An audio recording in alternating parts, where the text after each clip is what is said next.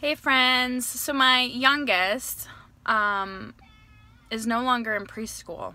That means I am no longer a preschool mom. Well, that's not why I'm actually recording though today. I'm not even really sad about it. I'm just amazed by it. That all 4 of my kids will be in school full-time next year. So I'm amazed. That's a sidebar though.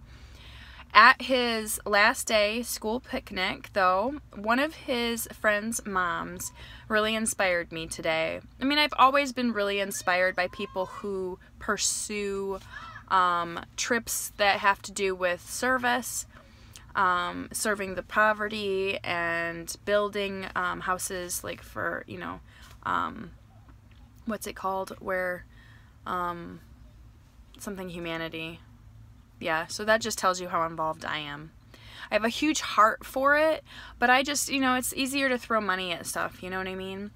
And so while I have children overseas, one for each of our kids, I feel like that's important to help them get educated and eat well and have shelter and work and all those things. I think they're very powerful opportunities to impact someone's life across the world. We go through worldvision.org, we go through compassion, I think it's .org, and so we have 2 in each, and then 1 with the More Project in Brazil.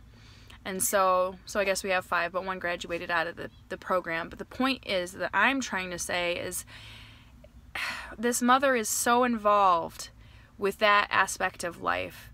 And I think what a great lesson for her kids. What a great legacy that she and her husband are leaving for their family. Because they put others, okay, they fly to Haiti once a year, every year. It's pretty amazing for them to be able to do that. In fact, her daughter, she's nearing the teenage years. She's itching to go, and that is just so amazing to me, because I truly feel like even though we have those kids overseas, even though we sponsor children in our children's names, I don't think they quite grasp. I mean, granted, they are so much younger, but I don't think they quite grasp how blessed they truly are to live in a free country where there's so much opportunity. Like, tap water is taken for granted. We don't have to walk 6 miles with a bowl on our head and walk 6 miles back with it full.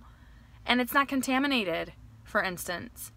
I guess today's encouragement for you, to be the best you, because there's only one, is knowing that you were born in a free country.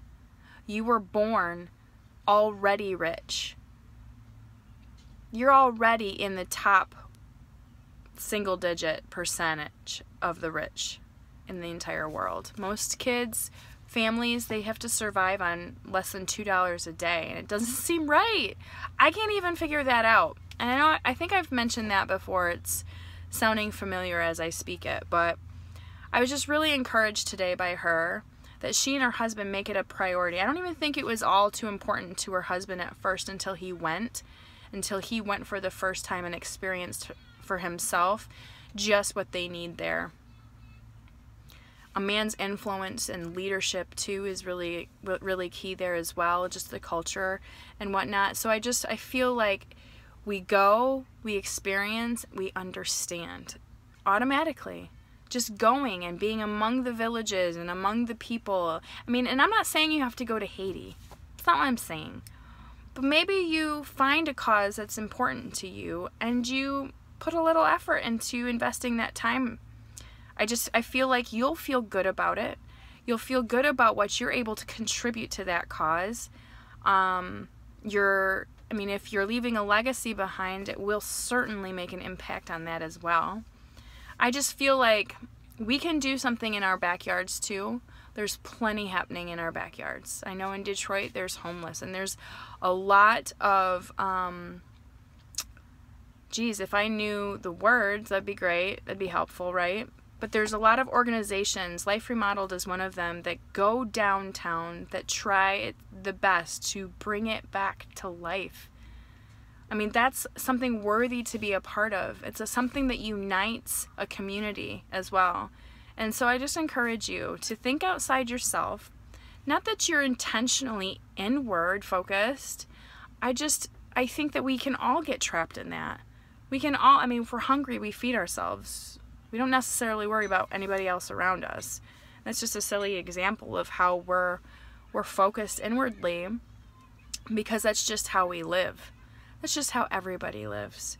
So if we spend, you know, maybe every 3 months, a quarter, you know, maybe once a year to start. But if we get into a rhythm of making sure that we set aside a week or a day or an afternoon to pass out backpacks full of stuff, or to feed someone, or to maybe you save for a trip to Haiti, whatever's on your heart. I mean, maybe you go to Africa and dig a well. I would love to be able to go to Zambia and meet the kids we've sponsored and help their village build a well. I mean, I think they already have wells. That's part of the whole reason we're sponsoring, and how, I mean, when I did some fundraising and all that stuff too. But that's besides the point. The point is that how amazing would it be to have the hands-on feeling, the hands-on blessing of serving other people who have less than. It's real easy for us to take things for granted. It's real easy for us to live our lives and not think about water. Not think about where we have to go to the bathroom, or where we're going to sleep, what we're going to eat, if my kids are going to be able to go to school, if they're going to survive this common cold. Like, I feel like there's so much we take for granted, and I pray that I've encouraged you to just count your blessings, be thankful for what you have, and think outside yourself. Just plan something. Plan a way to serve others in some way that are less fortunate than you. I think I need to get a little bit more hands-on, instead of just having my auto withdrawal. Maybe write a letter to the kids, because I'm not real good at that. But investing in that kid and praying over them and doing it as a family, I think it's gonna make some waves. So that's what I hope for you too. And just really hope that you're as moved as I was, because I think it's awesome that a family makes the time, makes the effort, invests the money, the time, the effort, the prayer into other people's lives who wouldn't otherwise know the kindness and generosity of people who have more than them. So be you, because there's just one, and I pray you'll be the best one there is. Take care.